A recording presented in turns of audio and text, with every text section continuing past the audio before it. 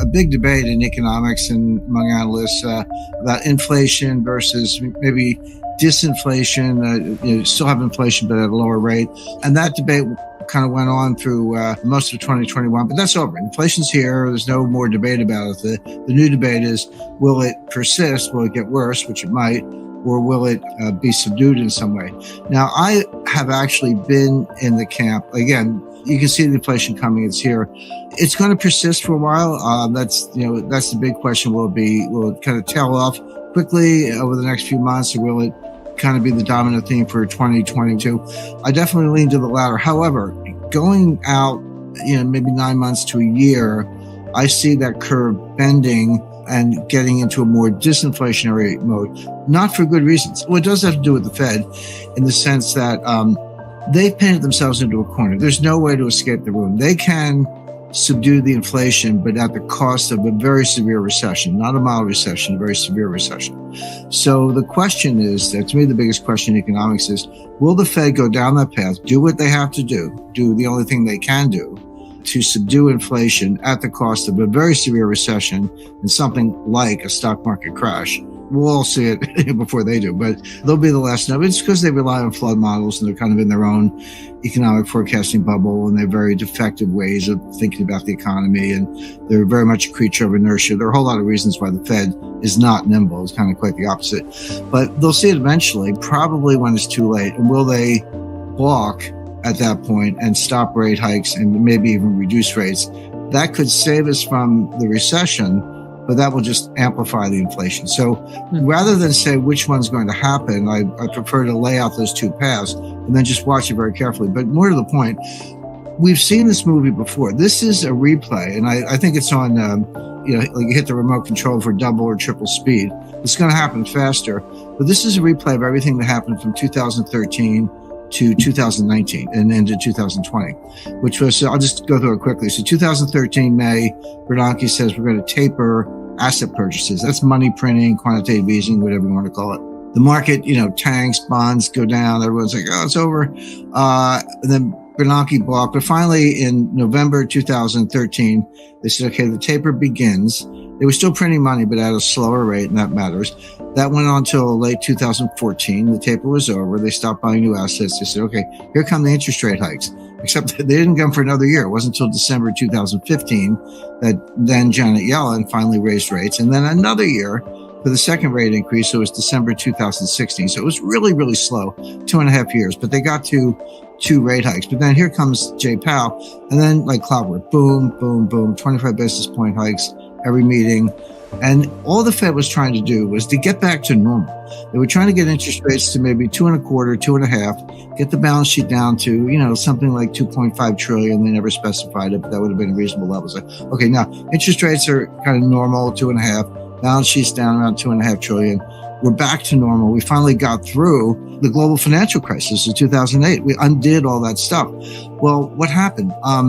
From October 1st, 2018 to December 24th, 2018, the stock market dropped 20%. That was December 24th, 2018. We call it the Christmas Eve massacre.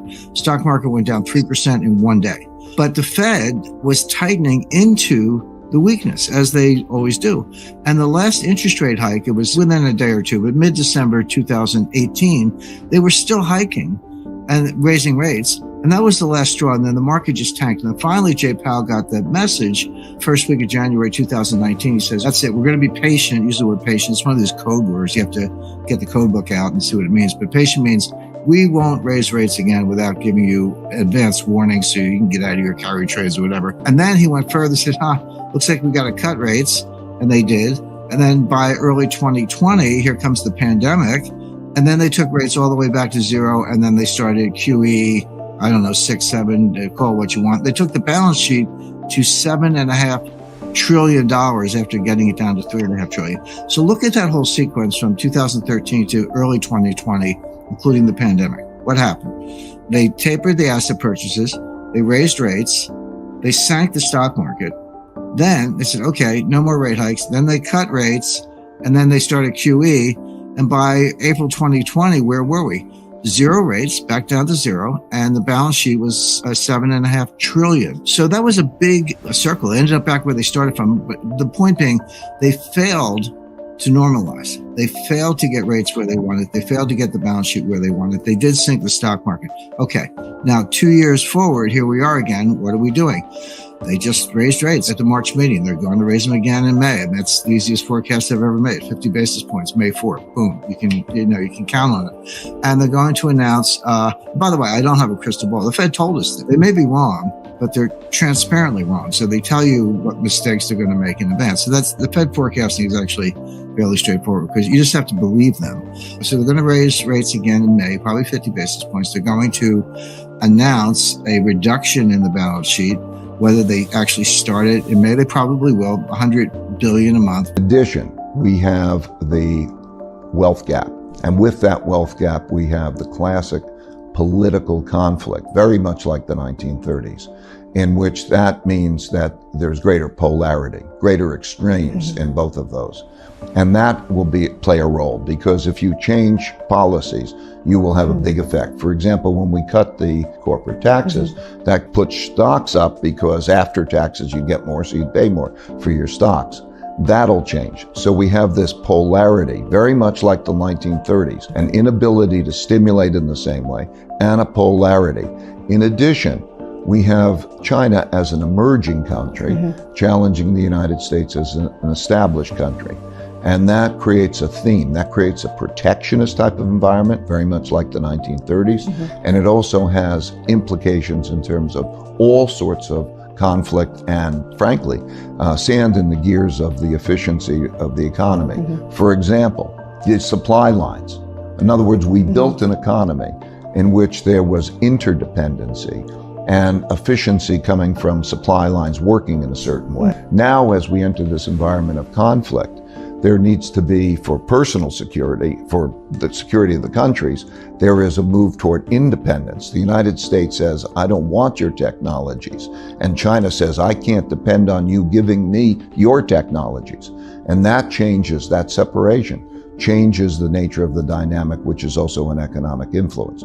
Those influences are very similar, as I say, to the late 1930s. They will be dominant. They are evolutionary influences, but they'll play out over the next 1, 2, 3 years, I think, in creating a paradigm shift. The world we're going to be in is a very different world than the world we were in. The world we were in started in 2008 and had to do with central banks printing money and stimulating, and that is reaching its limit. And that's why I think we're going to see a paradigm shift. So what do you mean by a depression? Okay. Something like happened in the 1930s. So just to repeat, 1929 to 1932, there was a fall in the economy and a very double-digit unemployment rates and a magnitude of fall in the economy like about 10%. Do I think we're in that? Yes. How was that dealt with? 1933. What they did is they printed a lot of money, and the government came out with the same type of programs that we're having now. Yes. Okay. Same thing. Interest rates hit zero. Same thing. Okay. Same dynamics. And then that money causes an expansion from that point. How long does it take for the stock market to exceed its highs? Or how long does it take for the economy to exceed its former highs? A long time. Okay, do I think that's what we're in? Yes, that's what we're in. We've seen that happen repeatedly in history, many, many times. It's just the most recent one. And there's a structure to that. So yes, this is not a recession. This is a breakdown, an operation that I'm just describing in terms of how it's dealt with, the production of money and credit, and all of that. That's what we're in. I think what you're going to see is a combination you're seeing of printing money and redistribution. And I think it'll last. These things happen pretty quickly. They last maybe a couple of 3 years in terms of that process. And then you have a rebuilding. And they're dealt with creativity. The greatest force through time is inventiveness. Human inventiveness, adaptability.